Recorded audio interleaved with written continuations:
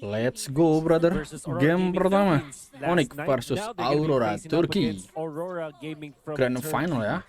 And it will be started with Kyrie on the Yisenshin versus TNZ's Fredrin Naisu. We are looking forward to this battle between Kyrie and TNZ. We're going to be starting off with a classic YSS versus Fredrin. How you doing? Kyrie. I'm doing good. We've been through the ringer here. It's just like the players, man, for days now. And we've finally gotten here to the end. And this is such a special match, I feel like, for both these teams. I don't know who all predicted. You know, some people have predictions out there. I don't know if they got their predictions correct or not, but I'll tell you what, Games of the Future 2025 in Abu Dhabi has been phenomenal to just kind of watch. And I feel like even a lot of players made names for themselves just in this tournament alone. And, you know, we have so much MLBB esports action going on year round, man. So it's always good to see, you know. Again, we had our 3rd and 4th place finishers just finish up the match before this. We had that break, and now we get to settle in at 2. Our one and only best of 5, by the way, right? Everything up to this point has been a best of 3. And so it's going to be a nice change of pace because the thing about best of 5s, and even, you know, when we go a little bit longer than that, like best of 7s, there's the strategy comes into play as well. You know, you're going to see that through the banning phase. You're going to see that through some specific respect bans, even to a sense.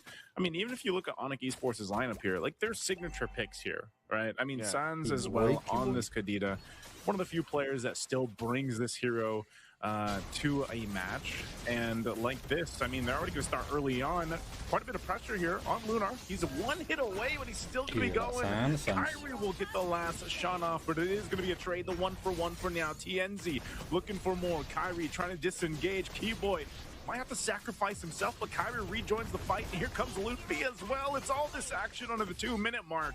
Another kill picked up for Aurora Gaming. Pagu, quite tanky, gets the flicker out. Now Luffy going to be in trouble. He wanted that kill. Oh my God, Luffy under the tier 2 takes the risk and won't pay off, but maybe bought enough time for the first turtle take to go in the hands of Onic. Plus points for style, but that will not give any additional kill to Onic. In fact, you might think that it's a waste of your battle for because it's like Kyrie did not need the help, but they will take a Rosa. This Kadita that Sans has picked up is one of their many answers to the. This is not the first time that they did it, but it's the first time in a very long time. However, this is Kalea and Kadita combo. I mean, we have seen this work before when it comes to like bursting down multiple opponents. That's the thing with Kalea and Kadita. Although they can be used for pickoff, they can take out one squishy hero almost instantly and even a tank at certain points. But the nature of these heroes, they can be played together in an AoE setting where you can see T-Boy going in for the Tidal Strike and then for the Tsunami Slam. Of course, the Strike is an AoE crowd control. And then you combo it up with the Ocean Oddity, the Petrify on top of it. It can be both. It can be played both as an AoE kind of teamfight duo or a pick-up kind of duo. So I like this. For Onic Indonesia, they have so much going in for them. You add in that extra info that you get coming out from Kyrie's ultimate, the Mountain Shocker, and combine that all together. It's looking good for Onic when it comes to like overall team fighting. But Aurora, right now, they have the advantage over Onic when it comes to the kills. Gold, however, I think it's pretty much even. It's such a, I mean, this grand finals with these two teams. Is such a showcase on how they, especially in the last couple of days, you know, through our play-ins and then of course the quarterfinals, semifinals, and then here now. Same thing with gaming from Turkey.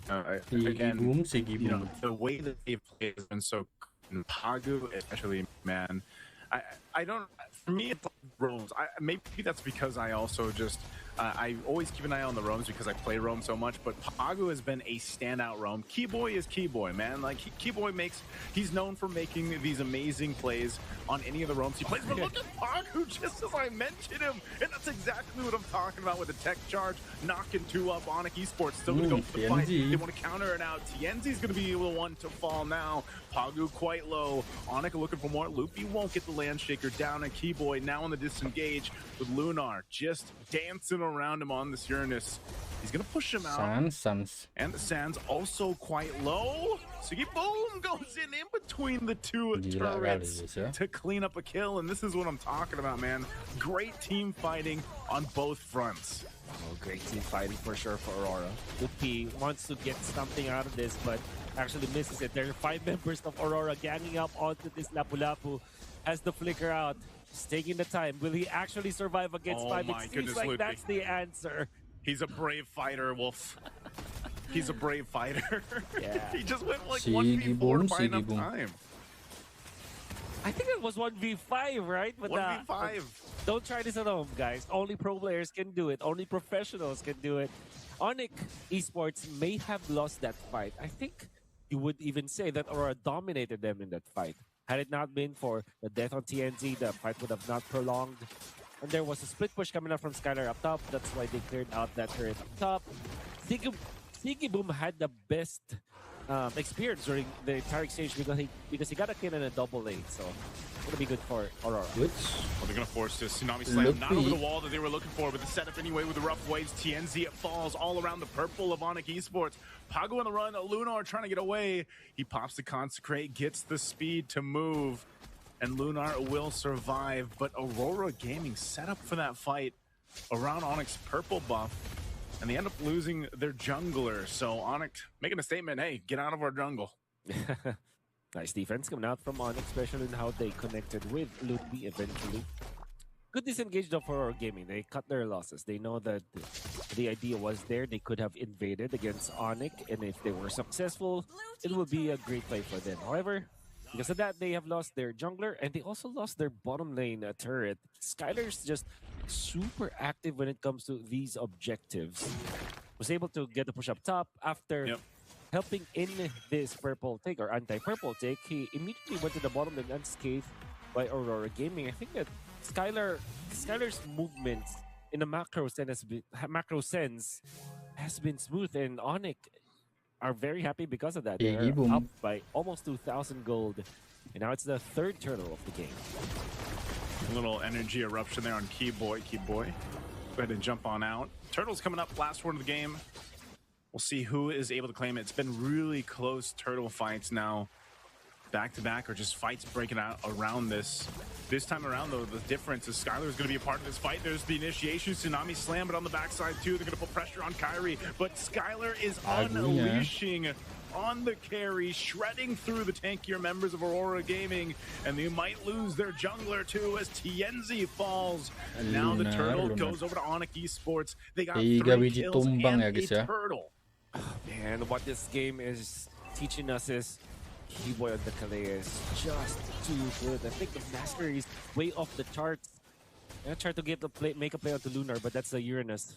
Probably not worth the effort here for Onic. But what I really saw coming out from Keyboy, the way that he managed that flicker, finding the right target, was Rosa that was able to lift up. Main DPS of Aurora Gaming in this stage of the game. And then afterwards, he went in front of TNZ with a sliver of HP, knowing that he can heal up because of the abilities that Skalea has. He knows the limits, man. Ooh, they might do this. They're Pagu once again charging in with the tech charge. They have the response on rough waves too. Sigi Boom out of the picture, split up from the team, and now they're running away to disengage. TNZ does get his purple buff, but man, Onic just showing that it doesn't matter if you tech charge, throw us in the air, we'll still fight. And that's a part of the lead that they have here. Again, a Divine Glaive picked up by Sans. So if they even set up the tech charge, it's almost a risk in itself, Wolf, because Sans can just kind of burst them down. If he decides to go right there, he's got enough damage on this Kadita. That's proven a point that is making Aurora Gaming probably start to decide, do we really want to all clump up around a potential tech charge into a rough waves from Sans? Right. It's one thing to combo your tech charge into the Eve Ultimate, which looked to be really good for Aurora Gaming, and I'm sure that they know how to utilize that properly, but just the presence of Sans is already making that difficult. And you think about it, even the Lapu-Lapu is a threat to this Eve. So 0, 2, and 4 onto Rosa doesn't mean that he is playing bad. He's actually just under a lot of pressure from both the Lapu-Lapu as well as Suns. You can see that even after the tech charge with just the glowing wand, it's not enough burst damage to take advantage of that tech charge before he is thrown up into the air by Sans or gone upon by Lutpi with the bravest fighter. It's such a difficult dilemma now for Aurora Gaming to face. See what they do here with this Lord coming up. Again, most of these objective fights have not gone the way Aurora's wanted them to. Keyboy also up at the front. He's going to deal with a little bit of this crowd control, bringing him to half. He's actually going to defensively flicker out.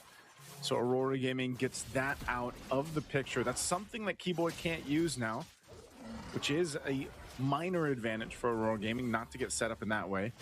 Meanwhile, Pagu still holds on to his flicker. Again, with this being broken walls, a little bit of a change here around the Lord Pit, but still, there's the Tsunami Slam. They're going to go for it anyway. Lupi jumping in with the bravest fighter just to zone out some of the rest of the members as Pagu falls. TNZ next. Where is the damage coming up from Onic? They just make it happen so fast. And now down 2 members, and one of those being the jungler. Onic Esports can just take this Lord. Oh, immense amount of crowd control from Onic. Just between the Kalea, the Kadida, and then the Lapu-Lapu. Pre-lord Factor ya. in the mountain shower coming up from Kyrie, which they layered so perfectly. Pagu couldn't even pop an ultimate or even a flicker. And that's also true with TNZ. And the thing with these 2 tanky heroes from Aurora Gaming, nice to you, we're looking for where the damage is coming from Onic, and that's definitely from Suns. But right now, Skylar is already a threat. Can the HP-based damage as well as true damage against the tanky heroes of Aurora Gaming, which kind of makes it so that the front line of Aurora Gaming is nullified, because what will happen is they're going to be knocked up in the air, controlled by Lutpi as well as Kyrie, and they're going to receive that frontline damage coming out from Skylar. A front-to-back approach from Aurora Gaming will not work. Throwing a Grok into the air, he just has nowhere to go.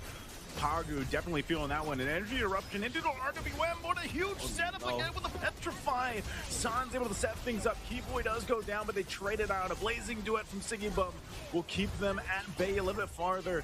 But it's a trade, the 3 for 2, and Onic now at the doors of Aurora Gaming's base. The Lord is making his way up top. And Skylar, with 9 assists, has just been shredding from the back line. It doesn't matter if he capitalizes on the kills or not.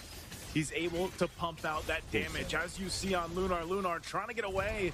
He does pop the Consecration, but there it is. Mid-turret's going to fall top as well. And Onic furthers that lead to 8,000 gold. Now the mastery of Suns as well on this. Kadida going in aggressively, zoning out the members of Aurora, taking full advantage of the Thalassophobia as well as the Ocean Oddity and the Rough Waves. So much iframes for Sun, so much ways for him to waste some of the resources from Aurora Gaming. And because of that, only your mid lane hero is zoning out the members of Aurora. All the while, Lutpi as well as Skylar, they're just hitting onto the turrets. Kyrie as well. So it's like, usually you see the XP lane zone out the opponents, but in this case, you only need the Kadida. And that allowed Onic to take out 2 turrets so seamlessly up top.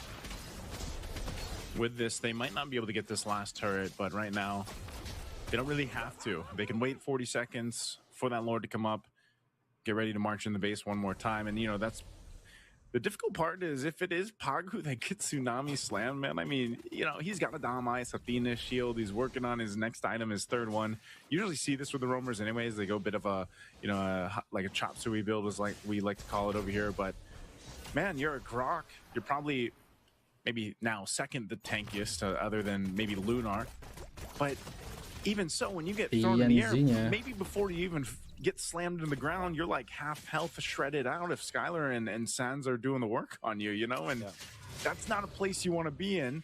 And why, again, throughout Games of the Future, we see this carry pop up when this lineup across from them is this way. Because, again, it doesn't matter if Skylar gets kills or not. He made the macro play throughout the map. He's now completely online with this carry, and he's just able to go ahead and shred through these tankier heroes of Aurora Gaming. And gonna have to factor in the fact that Onic has Sans on this Kadida. That's always that, I would say, that eject button for Onic. Because when Aurora Gaming initiates, against Onic, what generally happens is if Sans is not touched, he will be able to land the ultimate, the petrify, the knock up, and even the rough waves. There's so many ways for them to counter engage. That's why I'm saying that Aurora Gaming might not have a good time if they go front to back.